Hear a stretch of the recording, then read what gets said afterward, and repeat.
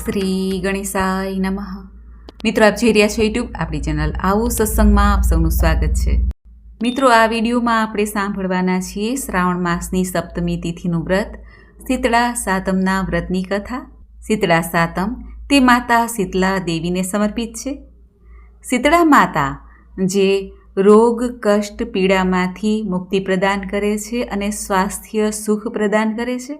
શીતળા માતાનું વ્રત સ્કંદ પુરાણ અને ભવિષ્યોત્તર પુરાણમાં પણ ઉલ્લેખ કરવામાં આવ્યો છે. આ દિવસે બહેનો સવારે ઠંડા પાણીથી સ્નાન કરે છે, શીતળા માતાનું પૂજન કરે છે, શ્રીફળ કુલેરનો નૈવેદ્ય ધરે છે, રાંધણ છઠનું રાંધેલું ટાઢું ખાય છે, એક ટાઈમ ભોજન લે છે, ચૂલાને ટાઢો કરીને પૂજન કરે છે, આંબો કે કપાસ ઉગેલો હોય તે મૂકે છે અને શીતળા માતાની કથા સાંભળે છે.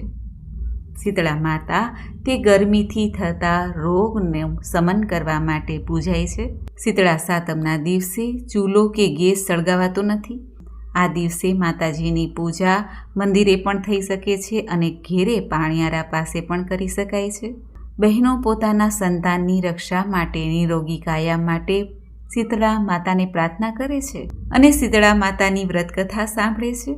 આજે આપણે આ વિડીયોમાં સાંભળીશું શીતળા સાતમની વાર્તા. જો આપને આ વિડીયો પસંદ આવે તો લાઈક કરજો, શેર કરજો. આપ આ ચેનલ પહેલી વખત જોઈ રહ્યા છો તો સબસ્ક્રાઈબ કરી લેજો, જેથી આવનાર વિડીયોની માહિતી આપ સુધી તુરંત પહોંચી શકે. ધન્યવાદ. વંદે અહમ શીતલા દેવી રાસભસ્થગ દિગંબરામ માર્જની કલશોપેતામ સુર્પ અલંકૃત મસ્તકામ. અર્થાત, હે શીતળા માતા, હું આપને વંદન કરું છું, જેઓ ગર્ધપ ઉપર બિરાજમાન છે, દિગંબર રૂપ ધારણ કરેલા છે અને પોતાના હાથમાં સાવરણી, કળશ અને મસ્તક પર સુપડું ધારણ કરેલું છે. વ્રતકથા સાંભળીએ એ પહેલાં માતાજીનું ધ્યાન ધરાય છે. શીતળા માતાનું સ્વરૂપ હાથમાં સાવરણી, કળશ છે, લીમડાના પાન છે, સુપડું છે. આવું માતાનું સ્વરૂપ હૃદય મનમાં ધારણ કરવું. જેના પ્રતીક રૂપે જોઈએ તો સાવરણી તે સ્વચ્છતાનું પ્રતીક છે, લીમડાના પાન ઔષધીય નિરોગી ગુણ ધરાવે છે અને સુપડું સફાઈનું પ્રતીક છે. કળશ છે તે અમૃત કળશ છે, જે માં પોતાના ભક્તોને અમૃત પીવડાવે છે, જેથી નિરોગી કાયા રહે. આમ માતાજીના સ્વરૂપનું ધ્યાન કરીને કથા સંભળાય છે. આવો આપણે સાંભળીએ શીતળા માતાની કથા. બોલો શીતલા દેવીની જય. એક ગામ હતું. તે ગામમાં એક ડોસી તેના 2 દીકરાની વહુ સાથે રહેતા હતા. તેમાં મોટી વહુ બહુ જબરી, ઈર્ષાખોર અને કજિયાળી. તેને વાત વાતમાં વાકું પડતું, જ્યારે નાની વહુ ભલી ભોળી અને પારકાના દુઃખે દુઃખી થનારી હતી. પવિત્ર શ્રાવણ માસ આવ્યો. રાંધણ છઠના દિવસે નાની વહુ રસોડે રાંધવા બેઠી. રાંધતા રાંધતા મધરાત થઈ ગઈ. પછી તે ચૂલો ઠારવાનો વિચાર કરતી હતી, ત્યાં પારણે પોઢેલો તેનો નાનો દીકરો રડવા લાગ્યો. નાની વહુ બધું કામ પડતું મૂકીને પોતાના નાના દીકરાને ખોળામાં લીધો. પછી તે આડા પડખે થઈ. આખા દિવસનો થાક હોવાથી તેની આંખ મળી ગઈ અને ચૂલો ઠારવાનો રહી ગયો. ઊંઘી ગઈ. અડધી રાત થઈ કે શીતળામાં ઘરે ઘેરે ફરવા નીકળ્યા. ફરતા ફરતા વહુના ઘેરે આવ્યા. નાની વહુના ઘરે તો ચૂલો સળગતો હતો. શીતળામાં તેમાં આળોટ્યા અને દાઝ્યા. શીતળા માતાજીને પીડા થઈ, માટે માએ શ્રાપ આપ્યો કે જેવું મારું શરીર બળ્યું એવું એનું પેટ બળજો. શીતળામાં તો શ્રાપ આપીને ચાલ્યા ગયા અને નાની વહુએ સવારે ઉઠીને પડખામાં જોયું તો એનો દીકરો બળીને ભડથું થઈ ગયો હતો. તેણે ચૂલા તરફ નજર કરી તો ચૂલો સળગતો હતો. નાની વહુની આંખમાંથી શ્રાવણ ભાદરવો વરસવા લાગ્યા. નાની વહુ જાણી ગઈ કે જરૂર શીતળા માતા મારી ઉપર કોપાયમાન થયા છે. માએ તેને શ્રાપ આપ્યો છે. તે રડતી રડતી સાસુમા પાસે આવી અને બધી વાત કરવા લાગી. સાસુ પણ ગળગળા અવાજે આશ્વાસન આપતા કહ્યું, બહુ બેટા, ધીરજ ધર. તું શીતળામા પાસે જા અને તારી ભૂલ કબૂલ કરીને તેમની પાસે માફી માંગી લે. મા તો દયાળુ છે, જરૂર તારા પર કૃપા કરશે અને તારા દીકરાને સજીવન કરશે. નાની વહુ તો સાસુના આશીર્વાદ લઈને છોકરાને ટોપલામાં નાખીને શીતળામાની શોધમાં નીકળી પડી. તે વનવગડા વીંધતી જાય ને શીતળામાનું રટણ કરતી જાય.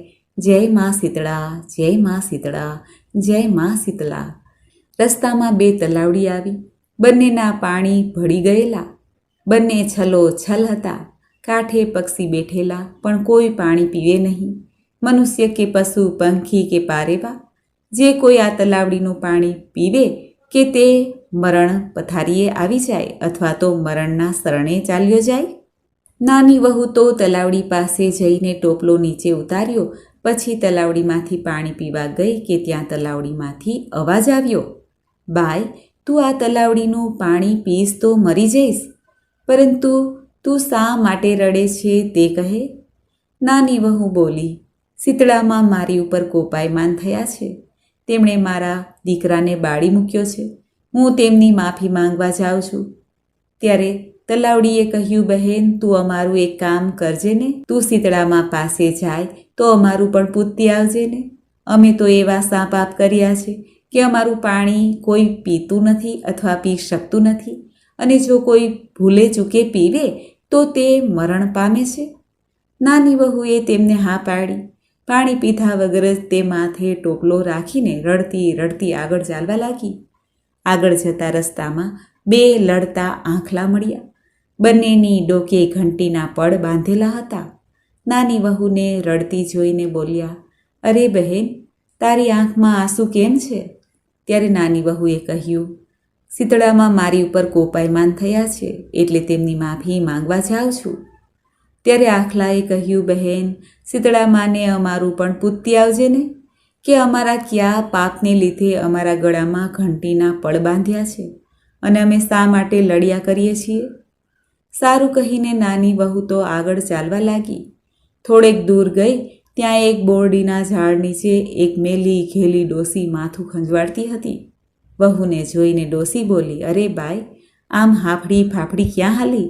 નાની વહુએ શીતળામાના કોપની વાત આ ડોસીમાને કરી. ત્યારે ડોસીમા બોલ્યા, આલી, જરાક મારું માથું તો જોઈ દેતી જા. નાની વહુને ઘણી ઉતાવળ હતી, પણ એ દયાળુ હતી. પોતાના મરેલા છોકરાને ડોસીમાના ખોળામાં મૂકીને તે તો જૂ વીણવા લાગી. વહુએ ડોસીમાના માથામાંથી ઘણી લીખો અને જૂ કાઢીને મારી. આથી ડોસીમાના માથાની ખંજવાળ ઓછી થઈ. તેમણે વહુને આશીર્વાદ આપતા કહ્યું, જેવું મારું માથું ઠર્યું તેવું તારું પેટ ઠરજો. એટલામાં તો ચમત્કાર સર્જાયો. ડોસીમાના ખોળામાં પડેલો ભડથું થયેલો છોકરો હાથ પગ ઉછાળીને કિલકિલિયારી કરવા લાગ્યો. નાની વહુને તો ઘણું આશ્ચર્ય થયું. તેણે ખાતરી થઈ કે આ ડોસીમાં બીજું કોઈ નહીં પરંતુ સાક્ષાત શીતળા માતા છે.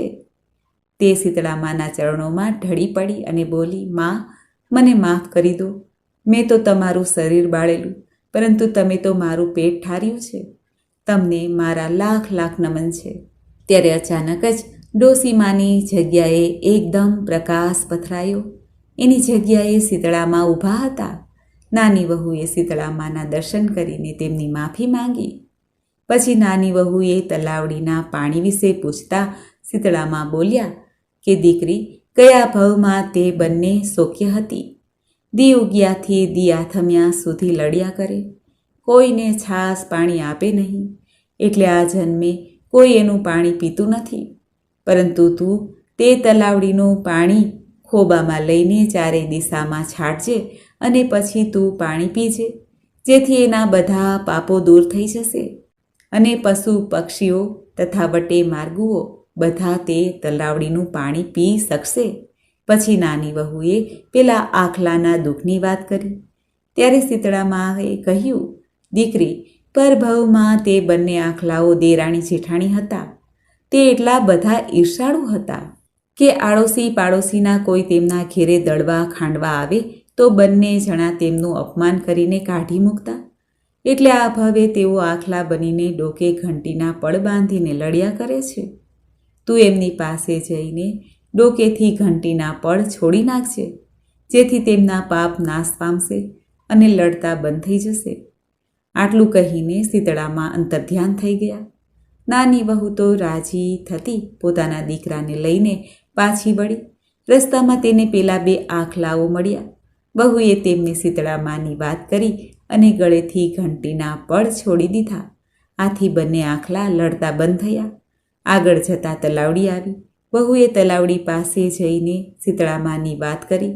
પછી તેમના શાપનું નિવારણ માટે તલાવડીમાંથી ખોબો ભરીને પાણી લઈને ચારેય દિશામાં છાંટ્યું.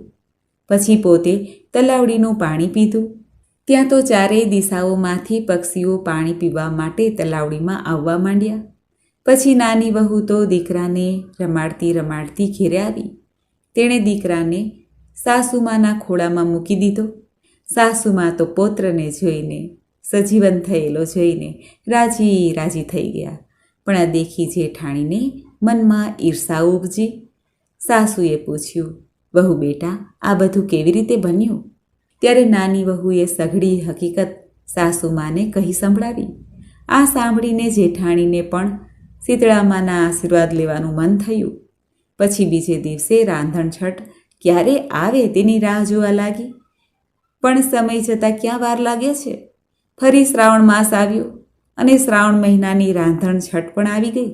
જેઠાણી ચૂલે રાંધવા બેઠી અને જાણી જોઈને રાતે ચૂલો સળગતો રાખીને જ સૂઈ ગઈ. રાત્રે શીતળા માતા ચૂલામાં આળોટ્યા દાઝ્યા. તેમણે જેઠાણીને શ્રાપ આપ્યો, જેણે મને બાળી એનું અંતર બળજો. બીજે દિવસે સવારે ઉઠીને જેઠાણીએ જોયું તો તેનો દીકરો બળીને ભડથું થઈ ગયો હતો. મરેલા દીકરાને જોઈને જેઠાણી વિલાપ કરવા લાગી અને મનમાં તો ખુશ થઈ. તે તો દેરાણીની માફક છોકરાને ટોપલામાં નાખીને ચાલવા લાગી. રસ્તામાં બે તલાવડી મળી. જેઠાણીએ ટોપલો નીચે મૂકીને તલાવડીમાંથી પાણી પીવા ગઈ. ત્યાં અવાજ આવ્યો કે પાણી પીશ નહીં, નહીંતર મરી જઈશ. જેઠાણીએ પાણી પીધું નહીં એટલે તલાવડીએ પૂછ્યું, બહેન તું ક્યાં જાય છે? ત્યારે જેઠાણીએ કહ્યું, હું ગમે ત્યાં જાઉં, તારે શી પંચાત? આમ કહીને પાણી પીધા વગર જ તે તો ચાલતી થઈ. આગળ જતાં બે આખલા મળ્યા. તેણે જેઠાણીને કહ્યું, બહેન તું ક્યાં જાય છે? આ સાંભળીને જેઠાણી ગુસ્સે થઈ ગઈ. મોં મચકોડતા બોલી, હું ગમે ત્યાં જાઉં, તમારે શી પંચાત છે? આગળ જતાં રસ્તામાં પેલી મેલી ઘેલી ડોસી મળી. તે બે હાથથી પોતાનું માથું ખંજવાળતી હતી. તેણે જેઠાણીને કહ્યું, બહેન મારું માથું જોઈ આપને. ત્યારે જેઠાણી તો કાળઝાળ થઈને બોલી, એ ડોસલી, હું કાંઈ તારા જેવી નવરી નથી કે તારું માથું જોવા બેસું. હું તો શીતળામા પાસે જાઉં છું. આમ છણકો કરીને જેઠાણી તો ચાલતી થઈ. તે સવારથી સાંજ સુધી વનવગડામાં ખૂબ જ ભટકી, પણ તેને ક્યાંય શીતળામાં મળ્યા નહીં. આખરે તે કંટાળીને મરેલા છોકરાને લઈને પાછી આવી. તે રાણી ભક્તિભાવવાળી દયાળુ હતી, તેથી તે સુખી થઈ. જેઠાણી તેના સ્વભાવને લીધે દીકરો ખોઈ બેઠી. હે શીતળામાં, તમે જેવા દેરાણીને ફળ્યા તેવા આપનું આ શીતળા સાતમનું વ્રત કરનાર, કથા કહેનાર, કથા સાંભળનાર સૌને ફળજો. બોલો શીતળા માતાની જય. તો મિત્રો, આપણે સાંભળી શીતળા સાતમની વ્રતકથા. મને આશા છે કે આપને આ વિડીયો જરૂર પસંદ આવ્યો હશે. આજે રોગમુક્તિ અને સ્વાસ્થ્ય પ્રાપ્ત થાય એ માટે શીતળા માતાનો આ મંત્ર જપી શકાય છે, ઓમ શ્રીમ શીતલાય નમઃ. અને માતાજીને પ્રાર્થના કરાય છે કે હે માં, અમારી સેવાનો સ્વીકાર કરજો, અમારા બાલ ગોપાળની રક્ષા કરજો, અમારા ઘરમાં આરોગ્ય સુખાકારી રહે. હે માં, સદૈવ આપની કૃપા તળે અમે રહીએ. આ રીતે પ્રાર્થના કરીને માને વંદન કરાય છે. બોલો શીતલા માતાની જય. મિત્રો, મને સાંભળવા માટે ધન્યવાદ. આપ સૌને મારા જય શ્રી કૃષ્ણ.